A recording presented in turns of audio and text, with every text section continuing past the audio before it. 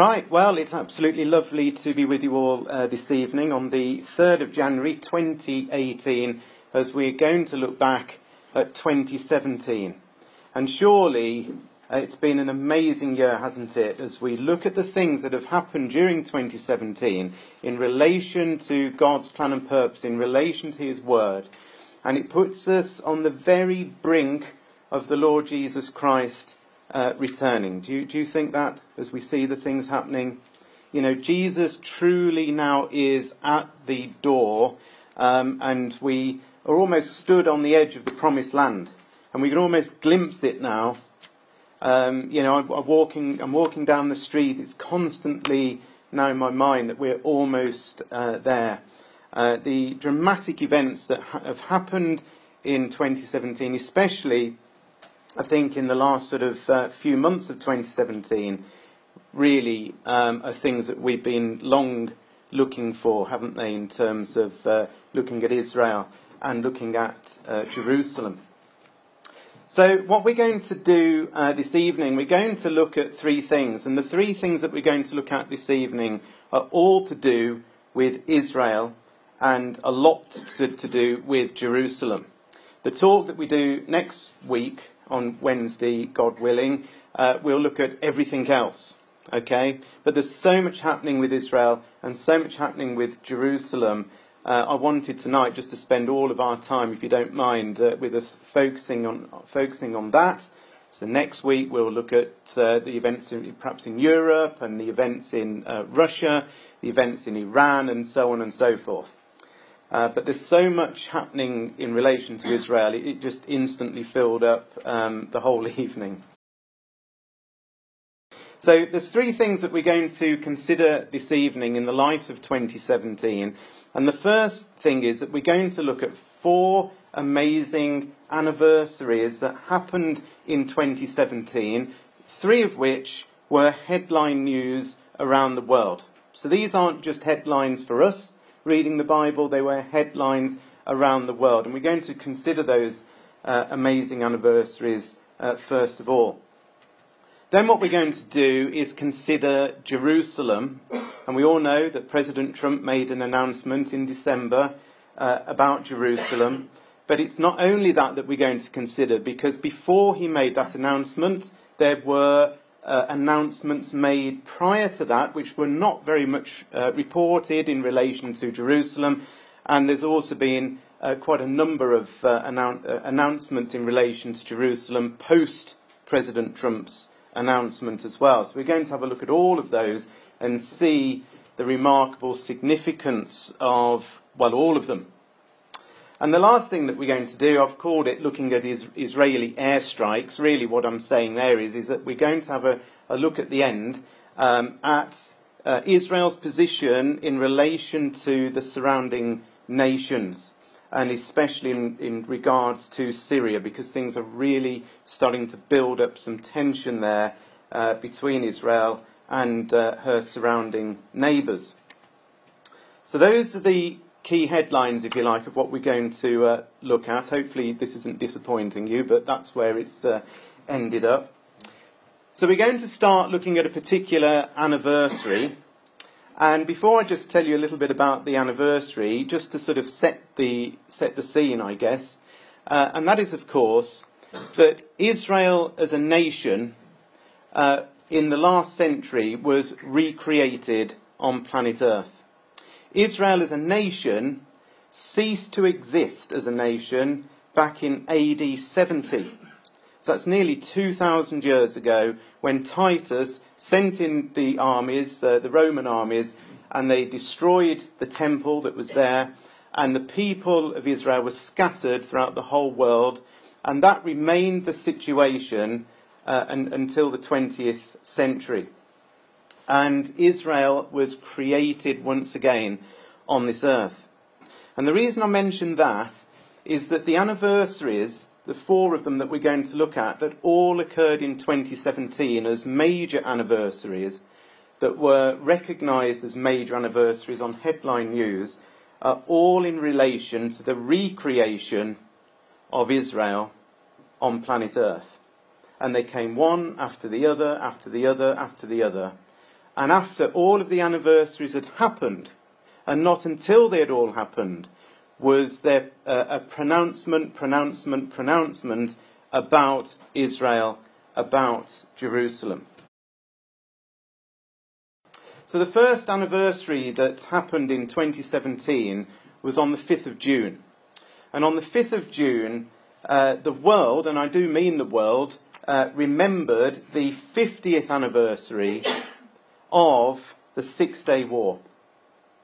And the Six-Day War was a massive event. Some of you might have been alive back then. I'm sure some of you were. I wasn't. I missed it by 2 years. But these were incredible events, weren't they, for those of you? I'm looking around for people who might have been around in those days. But they were amazing events. Because what happened was Israel fought a war against all of their surrounding neighbours, like Syria, like Jordan and so on, and Egypt. And during that frenetic war that only lasted for 6 days, Israel recaptured the whole of the land promised to them by God, and I'm going to show you that in just a second.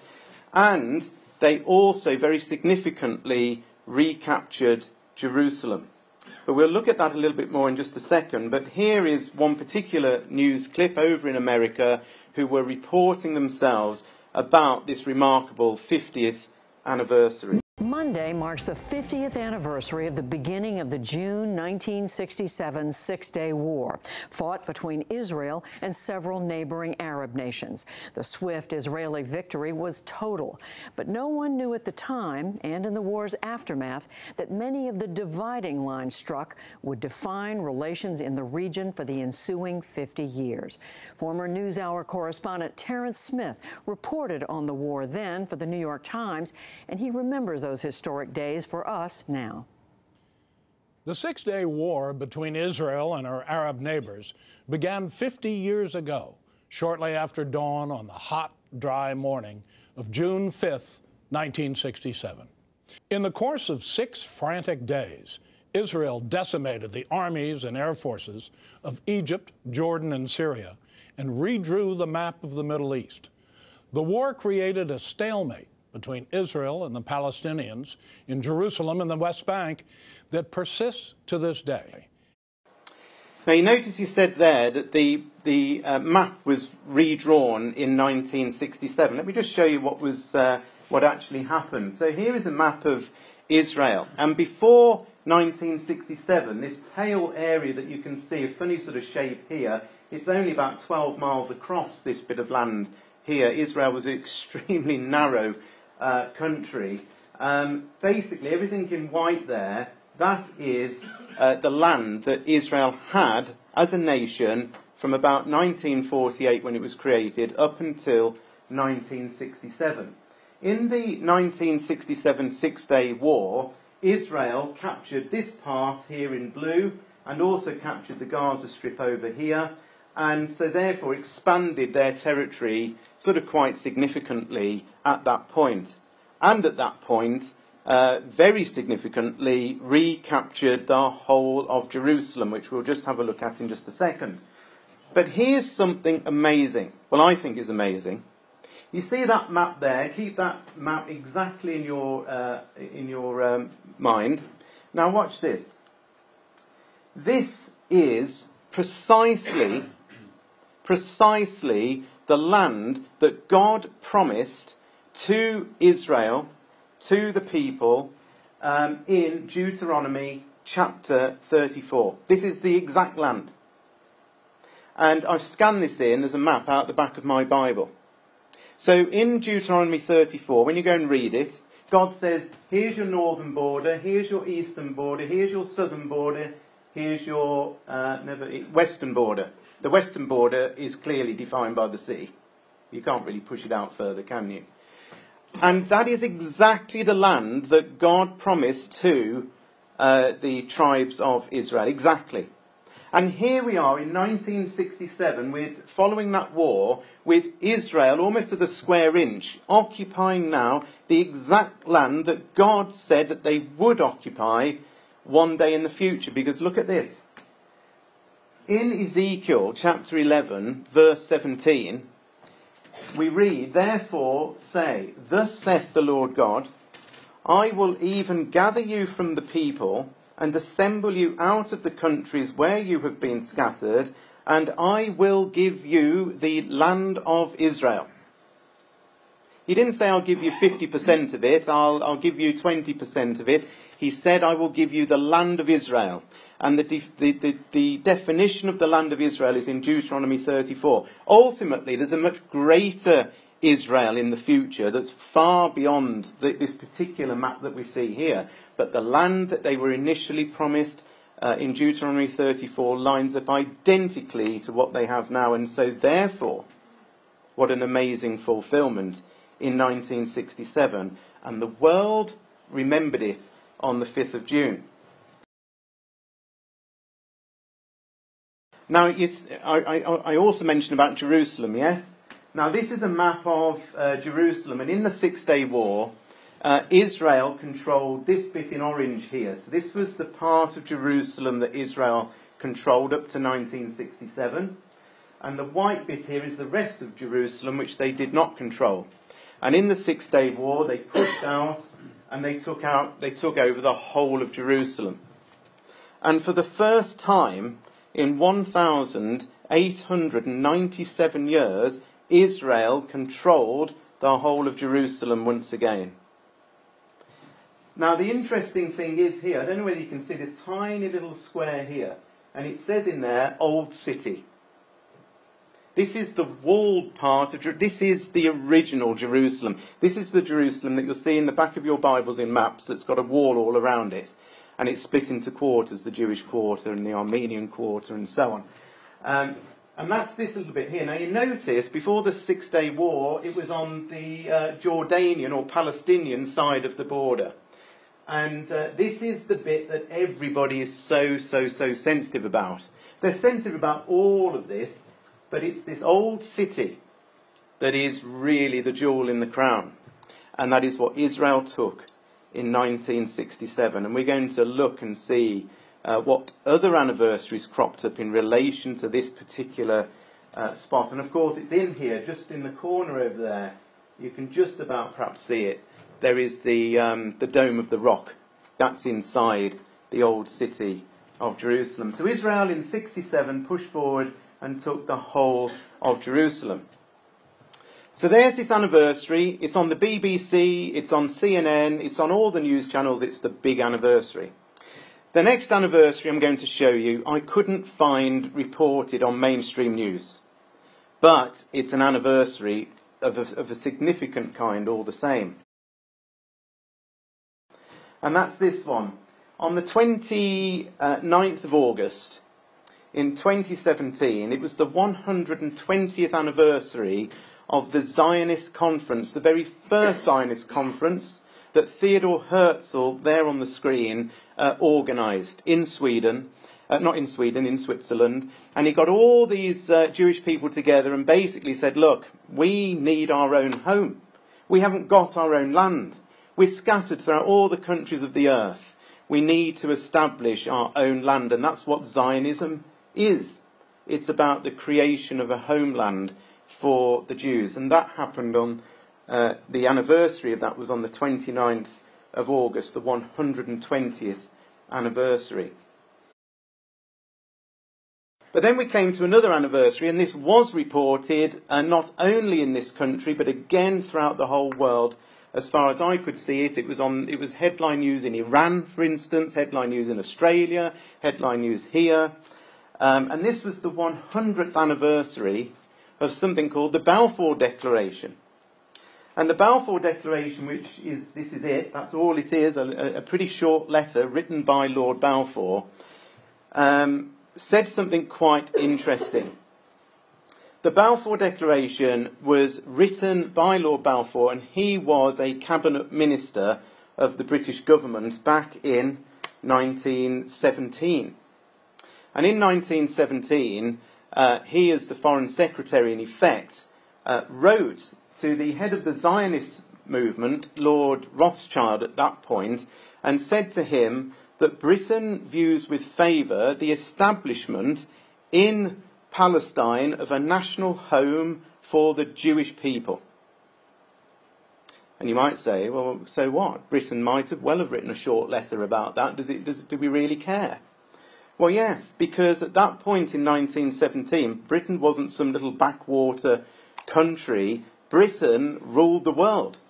Britain was a mighty empire with approximately 2/3 of the world's population under the British Empire. It covered a vast proportion of the globe. And so when Lord Balfour said, we view with favour the establishment in Palestine of a national home for the Jews, everybody sat up and took notes. They had to. And here is Theresa May talking about this anniversary on the news. Lord Rothschild, Prime Minister Netanyahu, Chief Rabbi, distinguished guests, lords, ladies and gentlemen. I am so pleased to be here with you tonight and to be with you, Lord Balfour, on this special evening as we mark the centenary of the letter written by your great uncle, which I believe to be one of the most significant letters in history. A letter which gave birth to a most extraordinary country, and a letter which finally opened the door to helping make a Jewish homeland a reality. You can imagine what it said on Iran's news. It didn't say that. No. This was the worst letter in all history that's ever been written, but it was still remembered even there. So that was on the 2nd of November. That's the third major anniversary that's cropped up. Then, just a few weeks later, there was this anniversary. This was the 70th anniversary, and this was on the 29th of November. And this anniversary was all to do with a hugely significant vote at the United Nations in 1947. And in 1947, the newly formed United Nations got together and they took a vote. And they voted on something called the Partition Plan. And the Partition Plan was effectively saying, yes, the Jews can have their own land in the land of Palestine, but we're going to partition it. We're going to divide it into two. And that's why the previous map that I showed you said that they'd only got that slither of land, and the West Bank was, the Palestinians in effect. That's what the Partition Plan effectively said. And so the United Nations voted to create Israel in 1947 on the 29th of November. But here's a very interesting thing. They also put a comment in on the vote that they took, referenced Jerusalem. Does anybody know what they said in the Partition Plan reference to Jerusalem? Yes. It was to be an international city. That's exactly right. They said Jerusalem isn't anybody's. It isn't the Palestinians, and it isn't Israel's. It's an international city, and effectively it comes under the United Nations auspices. So that's what it said. It doesn't belong to anybody. It belongs to, it belongs to everybody. It isn't belonging to Israel or the Palestinians. Here is what Benjamin Netanyahu, the Prime Minister of Israel, said in relation to this particular anniversary. Warm greetings from Jerusalem to all of you gathered in the actual hall where the UN voted on partition in 1947. This was a truly historic decision. Now close your eyes for a moment and imagine the electricity in the air during that vote. In Israel, people were glued to their radios and then broke out dancing in the streets. This was a prelude to Israel's rebirth as an independent nation. Today we're a thriving democracy that also helps so many people around the world. We also have great friends and allies. First among them, the United States. And it wasn't just on Israeli news. Again, this was news around the world as a major headline. So that's the order in which they came, but of course they happened in a very different order in real life. So the first one,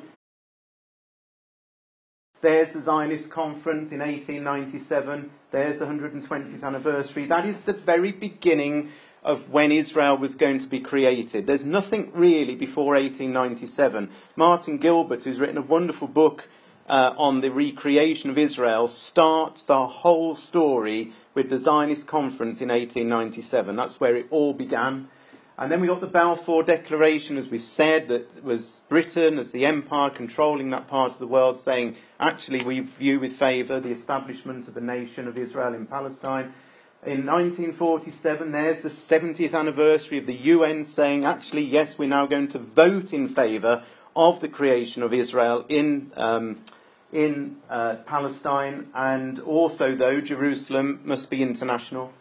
And in 1967, there was this amazing Six-Day War when Israel captured the whole of the land and also captured Jerusalem. And all of this sort of came one after the other and was almost all leading up to some major, major developments that we're now going to look at next. Because suddenly, after all of these anniversaries had finished, remember the last one was on the 29th of November, we suddenly started seeing some quite remarkable pronouncements. Now, this next one I'm going to show you, you might well have missed because it was almost brushed under the carpet. And you might not even believe it happened, but it did, I promise you, happen. And this is what happened. On the 1st of December, so just 2 days after all of these remarkable anniversaries, the United Nations met. And the United Nations met and they took a vote to disavow Israeli ties to Jerusalem. This was on the 1st of December. They all met and 151 nations voted along those lines. And what the resolution stated was that have a listen to this. This is what they voted on. This is exactly what the resolution said. Any actions taken by Israel, the occupying power, to impose its laws, jurisdiction and administration on the holy city of Jerusalem are illegal and are therefore null and void and have no validity whatsoever. That is precisely word for word the resolution, and 151 nations said, yeah, we'll put our hands up to that. Quite remarkable, isn't it? There's God saying, look at all these remarkable anniversaries, how I've recreated Israel after all this time, exactly as I said I would. The nations then 2 days later say, Israel is an occupying power. Israel has no jurisdiction whatsoever over Jerusalem. What then, of course, followed hot on the heels of the 1st of December was the 6th of December, when this happened. I have determined that it is time to officially recognize Jerusalem as the capital of Israel. While previous presidents have made this a major campaign promise, they failed to deliver. Today, I am delivering. I've judged this course of action to be in the best interests of the United States of America and the pursuit of peace between Israel and the Palestinians. This is a long overdue step to advance the peace process and to work towards a lasting agreement. Israel is a sovereign nation with the right, like every other sovereign nation, to determine its own capital. Acknowledging this is a fact is a necessary condition for achieving peace. It was 70 years ago that the United States, under President Truman, recognized the State of Israel. Ever since then, Israel has made its capital in the city of Jerusalem, the capital the Jewish people established in ancient times. Now that is quite amazing, don't you think? That President Trump suddenly comes out with this thing. Now, what is remarkable is what he was saying. Because we might say, well, so what? He says it's the capital of Israel. Why is that such a big deal? Because we surely recognise it is. But do you remember I said that Jerusalem was internationalised?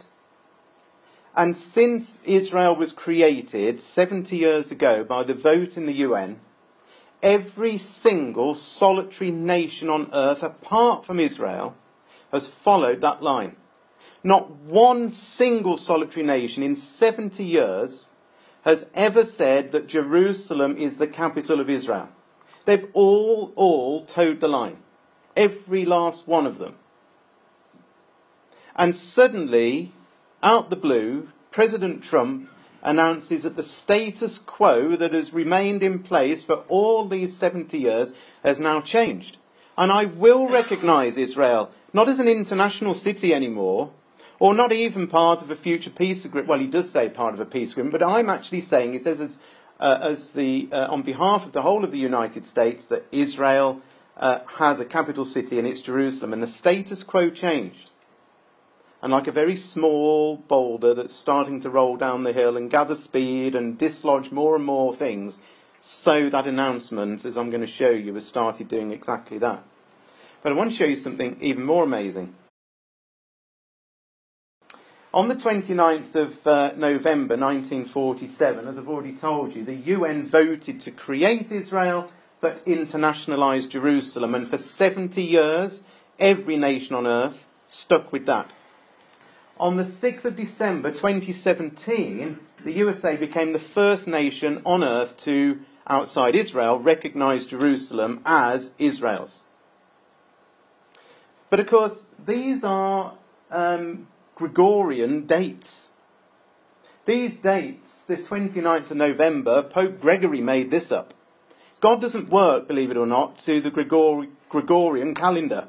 God works on the Hebrew calendar, I promise you that. I wonder what date it was back then in 1947 on the Hebrew calendar. Well, I can tell you what it was. It was the 17th of Kislev. And the date that this man decided to make the announcement was the 18th of Kislev. So a brand new 70-year, well, the 70 years had fully completed, and now a brand new 70-year period had started.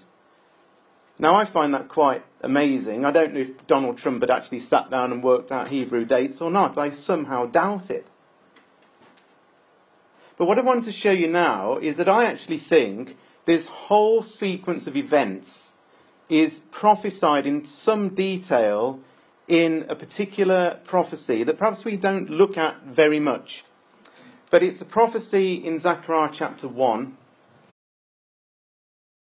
I'm going to put you the slides up on here, but you can have a look at some of the verses as we go through this. This is a Bible class look in its own right. You could spend probably a good hour and a half going through this particular chapter in some detail. I'm going to try and rattle it through in around about 5 minutes.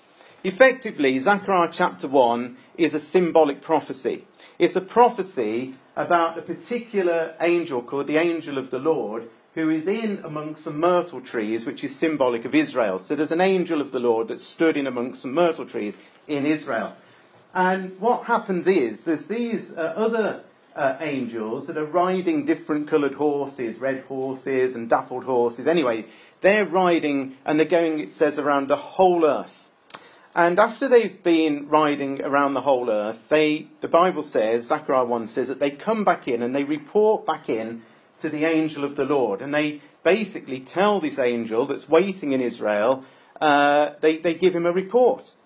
And he asks them, what have you seen as you've been going around the world? And this is what they say. They say, we have patrolled the earth, and the whole earth is at peace.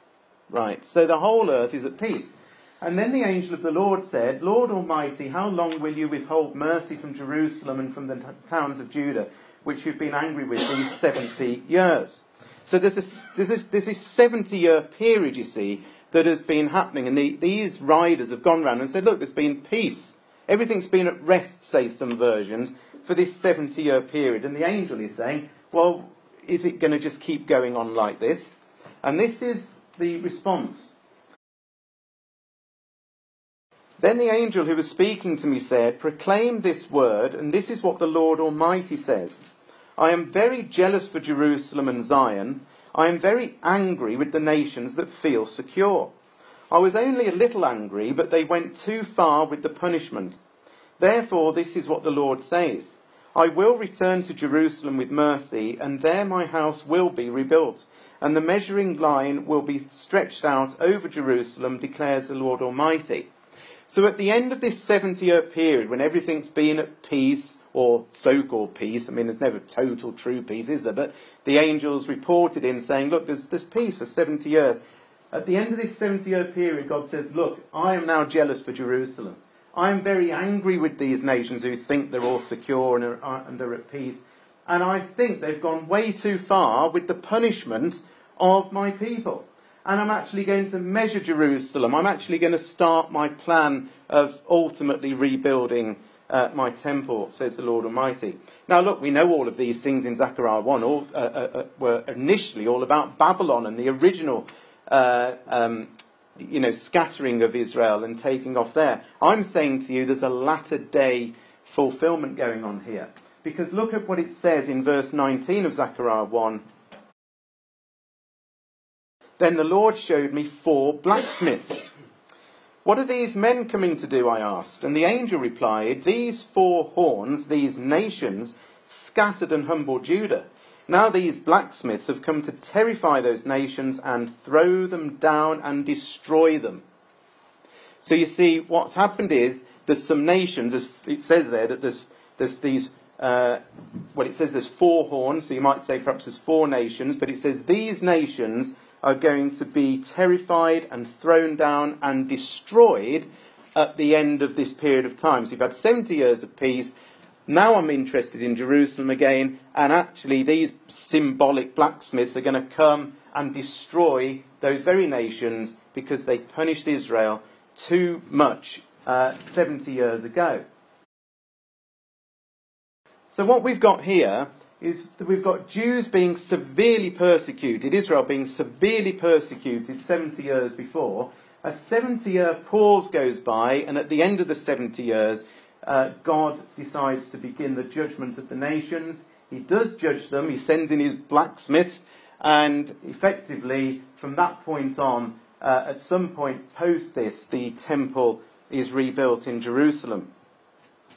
Now, it seems to me that even though it was clearly fulfilled back in the days of Babylon in 2,500 years ago, there's a lot of links here to what we see happening now. Not least of which, in terms of a severe persecution by the nations of God's people, well, we've only got to go back to 1933 to 1945 to see the horrors of the Holocaust, where 6 million Jews were killed. If this isn't the nations going too far, I don't know what is. And of course, only shortly after that, the United Nations was formed. So at the end of the Second World War, the United Nations sprung to life, and this was when it did. And the very first vote that they took in relation to Israel, in fact one of their very first votes at all, was in 1947, which is when they said, actually, Israel, you can be recreated, but only with a slither, and you can't have Jerusalem. This is the nations, once again, going too far. I don't know whether you saw this, but of course, very recently, the world has celebrated 70 years of peace on earth. There has not been a world war for 70 years, and that coin was created to recognise this time period of 70 years of peace. Now, again, I say, there is no such thing as there is true peace on earth.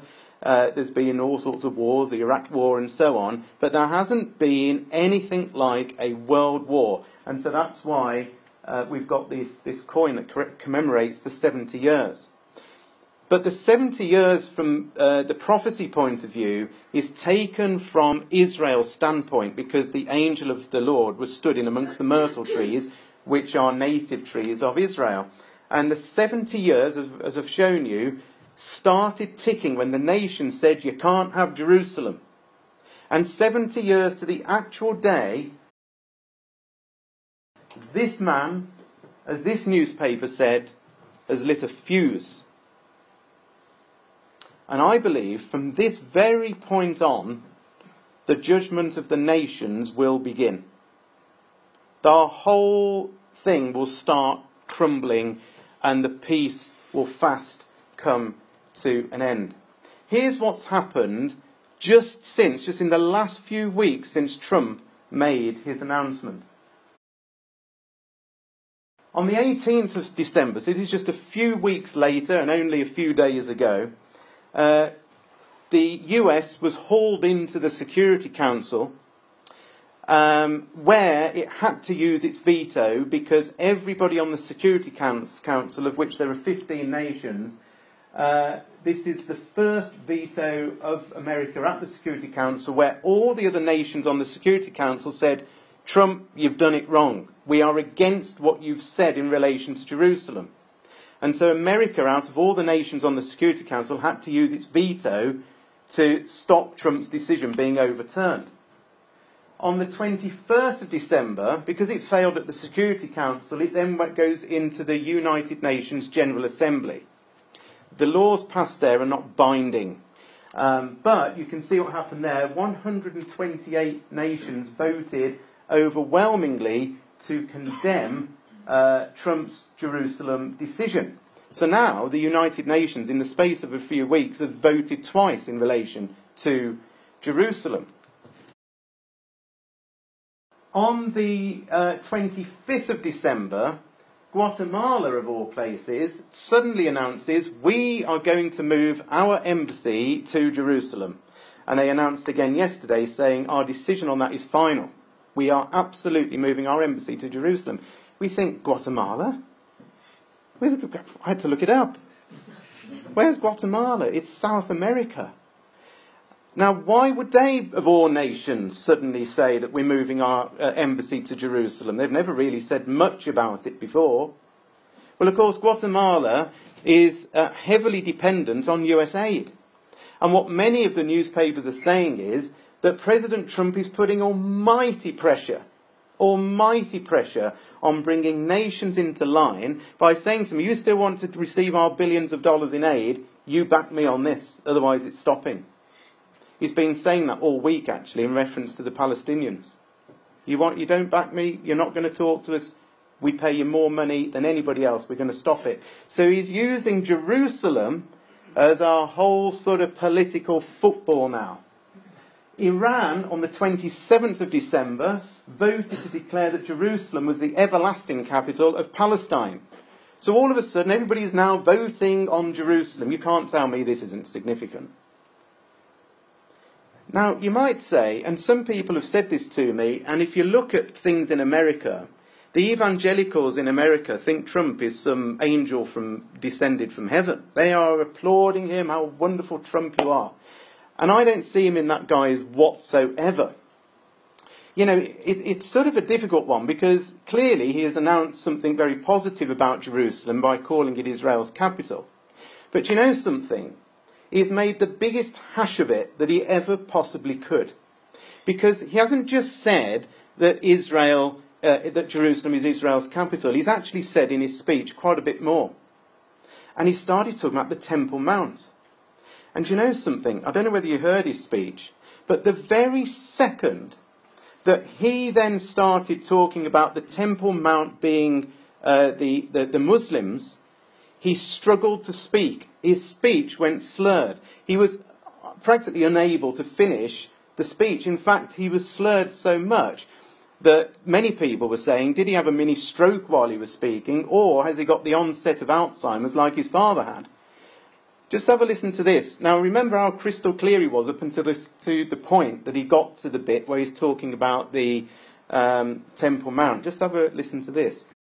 Without question, Jerusalem is one of the most sensitive issues in those talks. The United States would support a two-state solution if agreed to by both sides.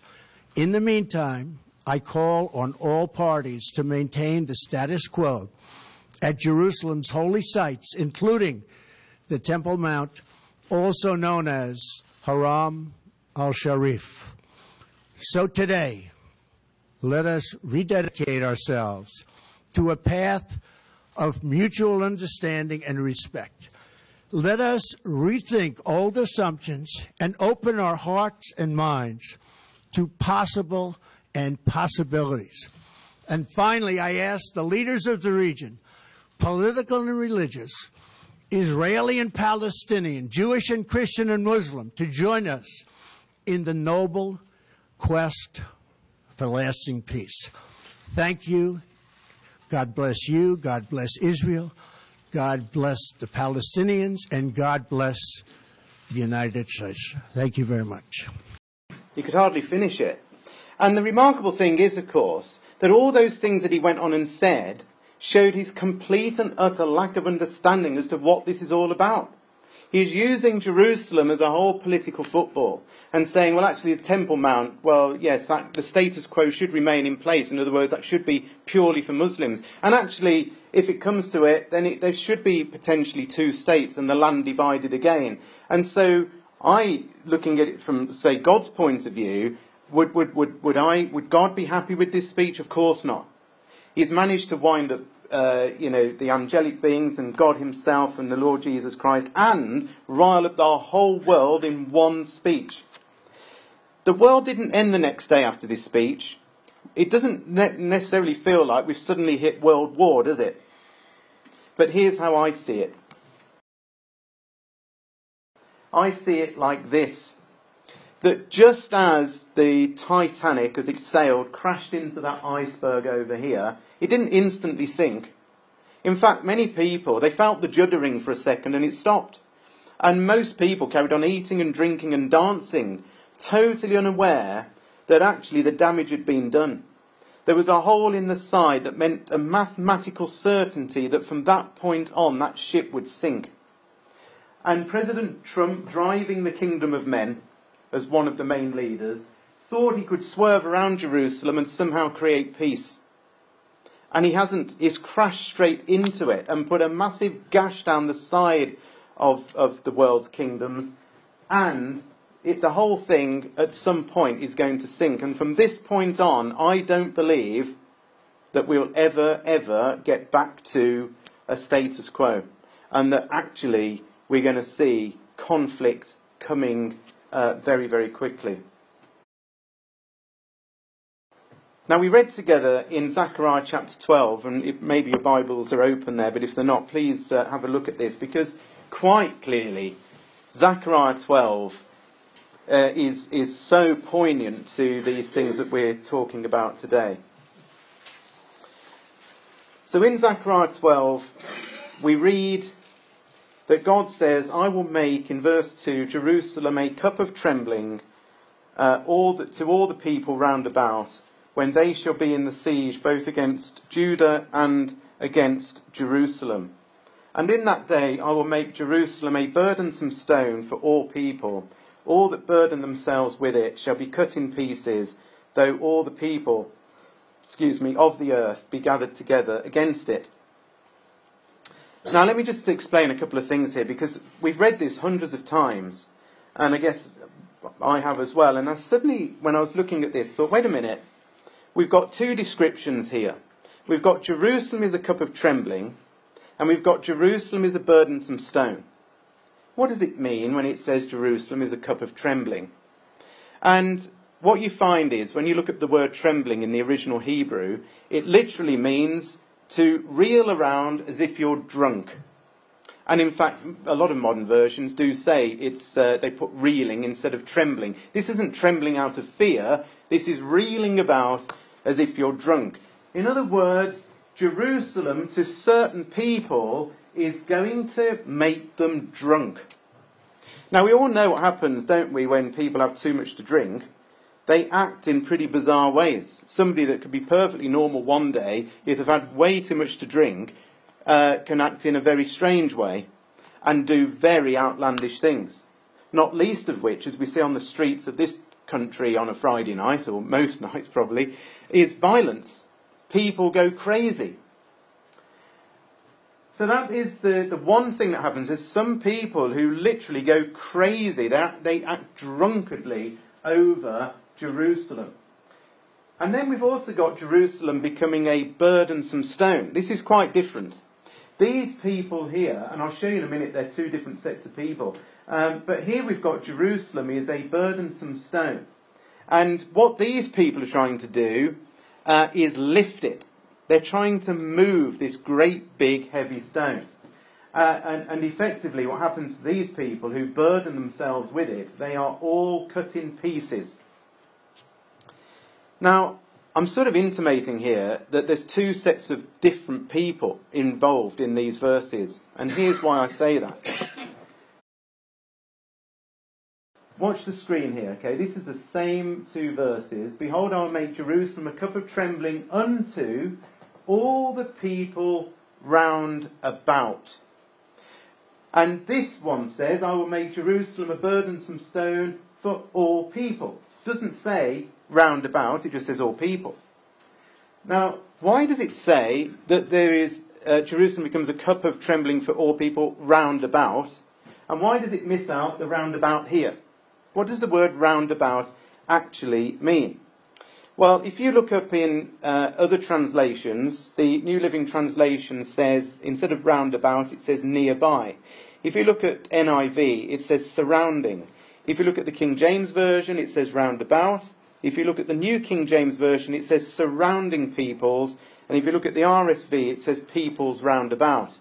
The original Hebrew word means to be encircled and by your side. So they are right next to you and they encircle you. Now, what therefore we're being told in verse 2 is that there's this drunken, crazed sort of behaviour that happens specifically to people who are close by and surround Israel itself. They go crazy. But the rest of people, which must be this category here, which is the rest of them, all people, no, they don't go crazy. We'll never see Theresa May beating her chest over Jerusalem, but she might well try and move it. Donald Trump might well try and move it. They haven't got the same passion as those people who live nearby. To them, it's like alcohol. I'm going violent, I'm going crazy. Not these people. The rest of the people see Jerusalem as a stone that needs to be moved. So if we put it on a sort of a map, I'm saying that these nearby nations, and of course we know who they are. There are only 4 nations that encircle Israel. The 4 nations that border Israel are Lebanon, Syria, Jordan and Egypt. That's it. Lebanon, Syria, Jordan and Egypt. They're the only nations that actually border Israel. And for these people that surround Israel, it's like this cup of trembling, this cup of reeling, this cup of drunkenness and craziness. But for the rest of the nations, wherever they might be, well, not going crazy, but I'm going to try and solve the solution. I'm going to try and move Jerusalem. But for those people, as we're told, they're dashed in pieces. Zechariah 12 then continues to talk about the surrounding peoples, up until verse 9, when it then starts talking about the wider nations. But look in verse 6, I will make the clans of Judah like a firepot in a woodpile, like a flaming torch among the sheaves, and they will consume all the surrounding peoples, but Jerusalem will remain intact. Now the AV says, Jerusalem shall be inhabited again in her own place, even in Jerusalem, which sounds a little bit odd. It's a better translation that says Jerusalem will remain intact, and many modern versions put it more like that. But you notice what happens here? Israel consumes the surrounding peoples. Israel wins. When these people go crazy over Jerusalem and clearly launch some sort of an attack on them, Jerusalem remains intact and the surrounding people are consumed. That is what is fast approaching, an initial inner ring war between Israel and the surrounding peoples. Zechariah 14 and Zechariah 14, in verse 2, actually talks about the time when all nations actually do come in to fight against Jerusalem. The inner bit's been already sorted out. Those surrounding peoples have been destroyed. And now it's the outer ring of nations that come in. And this time Jerusalem is ransacked. This time the women are raped. This time half of them are taken into captivity. This time the city is ruined. It is not secure this time. Israel do not win this part of the second part of the conflict. So look, here we are. Here's the nations that surround Israel. There's Lebanon, there's Syria, there's Jordan, there's Egypt. And of course, we've also got the nation, effectively, of the Gaza Strip, with the Palestinians there as well. So, what has been the response so far to the inner ring of nations? Well, let's have a look at this. This next clip coming up, believe it or not, is Jordan speaking about it. Jordan is now going to talk to you about what they think about the situation referenced Jerusalem. How concerned, sir, are you that things in Amman will get worse? Good morning, Becky. Definitely dangerous, alarming times across the region, across the Arab-Muslim world.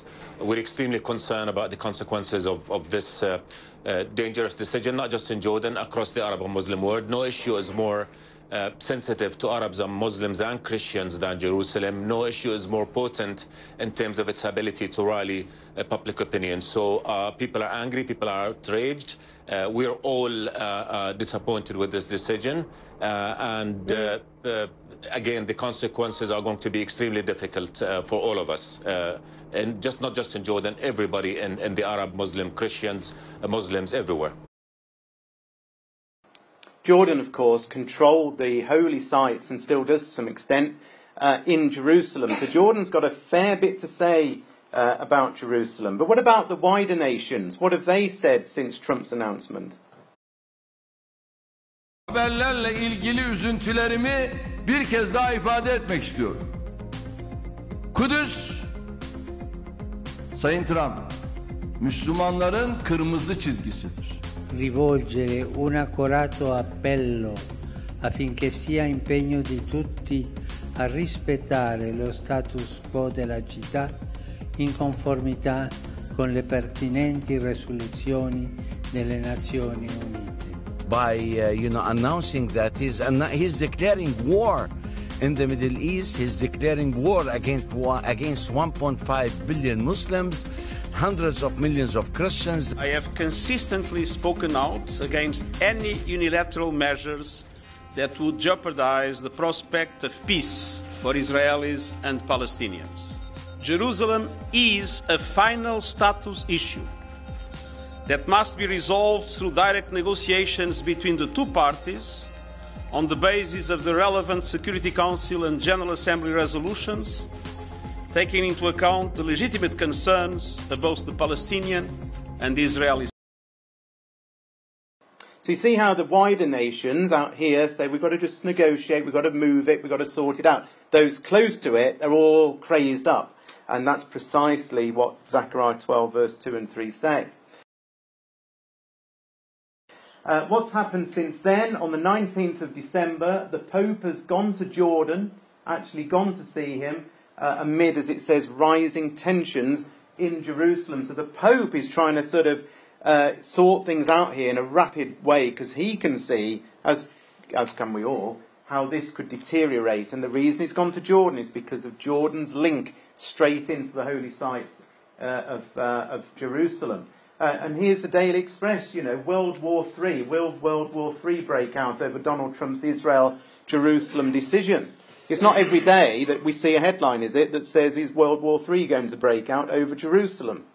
And yet, there it is.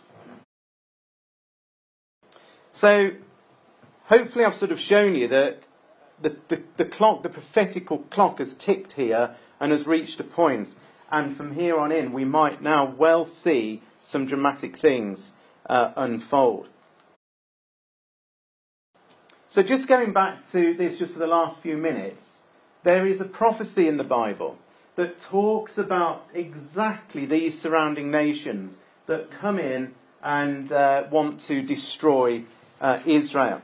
So Syria, Lebanon, the Gaza Strip, Jordan, Egypt, in fact, isn't mentioned. And this, of course, is in Psalm 83. And Psalm 83, effectively, I believe, is telling us exactly about Zechariah chapter 12.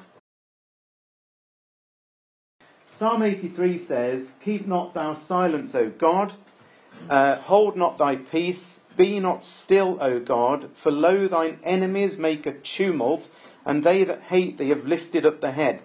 They have taken crafty counsel against thy people, and consulted against thy hidden ones." Now look what they say.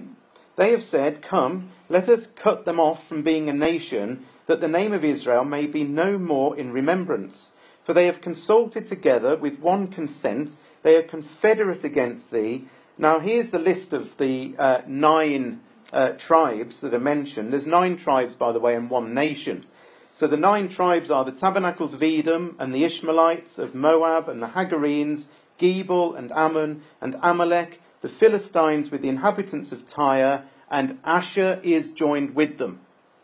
Asher is the only nation in that list. All the others are ancient tribes, and all of them, believe it or not, surround Israel.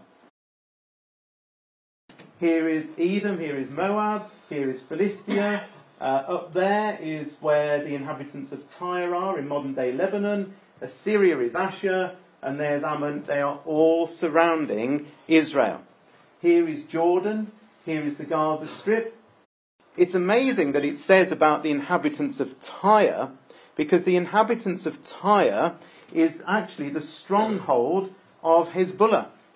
So Hezbollah, the terrorist organisation that says we have to destroy Israel, have their base in Tyre, which is down here. This is Lebanon, and here is Tyre down in South Lebanon. This is where Hezbollah hang out. This is where their forces are, and they also control the whole of this southern region down there in Lebanon. As it says there, Hezbollah's stronghold is in southern Lebanon. So when God says in Isaiah, in Psalm 83, the inhabitants of Tyre, he doesn't actually say Lebanon, he says the inhabitants of Tyre. If he'd said Lebanon, then actually these people up here aren't against Israel. They're not. So God says, I'll tell you who is. It's these people down here that are lined up against Israel with 20,000 rockets and missiles. What I'm going to do now is play you a whole stream of headlines that started at the beginning of 2017 right the way through to just a few weeks ago, all in relation to Israel and the surrounding nations, especially Syria and especially Hezbollah. So I'm going to read out the headline while we play some music to keep you awake. We're nearly finished, you'll be glad to know. But here we go. So this is Hezbollah missiles aimed at Israel's nuclear reactor. That's on March the 9th, 2017.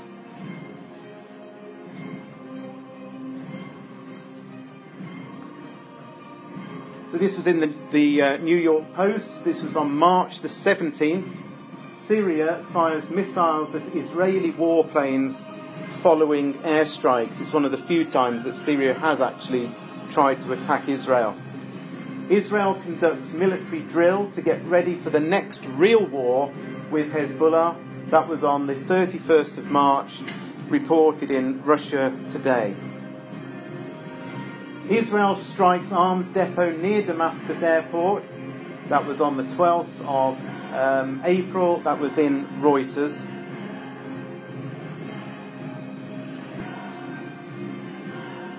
The Israeli Air Force commander, Israel would go all out if war breaks out again with Hezbollah. That's the 21st of June in the Israeli national press. Israeli plane hits Syrian army in latest Golan exchange. That's on the 30th of June. That was published by the Associated Press. This is interesting. Israeli official says if Iran expands in Syria, we'll bomb Assad's palace. That was August the 28th. That was in the Jerusalem Post. On the 5th of September, Israel holds largest military drill in 20 years, simulating war with Hezbollah. That was in the Independent newspaper. ABC News on the 7th of September, Israel strikes deep in Syria, and it's said to hit a military facility. You notice all these strikes that Israel's making against Syria. 22nd of December, Israeli jets bombed site close to Damascus airport, reports say. That was in the Guardian newspaper. On the 29th of September, Israel is going to war in Syria to fight Iran, because Iran is the one that's backing Hezbollah and supplying them with weapons in Syria. On the 25th of October, in the Jerusalem Post, former Western defence chief warns that Hezbollah war is just a matter of time. Now have a look at this next one. This is the 3rd of November. Islamic scholars gather to discuss destroying Israel. How about that for Psalm 83 taking shape?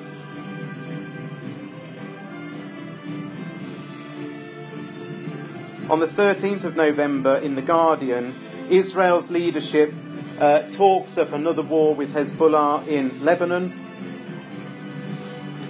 And finally, on these few clips that we've gone through, on the 25th of November, the UN chief himself warns of risk of a new Israeli-Hezbollah conflict. So if you're watching for these things, it's building up. What's happened in Syria is that because effectively Assad has pretty much won won that war just about. ISIS has just about been defeated. Russia has said it's a victory. Well, what happens now, because all these terrorists have poured into Syria and Hezbollah is sat there, and Israel is extremely concerned about this. In Jeremiah 49, there's an amazing prophecy that links back also to Isaiah 17, which talks about the capital city of Syria. And it basically says, this message was given concerning Damascus. This is what the Lord says. It says that the towns of Hamath and Arpad are struck with fear. That's Aleppo and Hamath. For they have heard the news of their destruction. Their hearts are troubled like a wild sea in a raging storm. Damascus has become feeble. All her people turn to flee. Fear, anguish and pain have gripped her as they grip a woman in labour. That famous city, a city of joy, will be forsaken. Her young men, so the young men of Damascus will fall in the street and die. In that day, her soldiers will all die, will all be killed, says the Lord of Heaven's armies. Now look at this. And I will set fire to the walls of Damascus and will burn up the palaces of Ben-Hadad. So there's a couple of things in this. We're told that people living in Damascus are going to flee. We've seen precisely those headlines in recent years, that people have been fleeing Damascus after years of trying to avoid war. And down here, when it talks about setting fire to the palaces of Ben-Hadad, this is not talking about a specific man called Ben-Hadad. Ben-Hadad, when you look it up in Wikipedia, is any king of Damascus. It was like a title, like Pharaoh. And so, what this is telling us is that the palace of the ruler of Syria is going to be burnt down. Now here is where Assad lives most of the time. This is his palace. This is Damascus over here. He lives on this sort of plateau, surrounded by all sorts of military equipment to protect him. And there's his palace. And if the Bible is true, which it is, this is what is going to happen to that palace. But wasn't it amazing that we had a headline in amongst all of that said, an Israeli defence chief said, we will bomb Assad's palace if Iran keeps developing. He's basically saying, look, I tell you what we'll do, we will fulfil Jeremiah 49 for you. And of course, we also had this amazing thing where these Islamic scholars all got together and discussed the destruction of Israel. If this isn't Psalm 83, I don't know what is.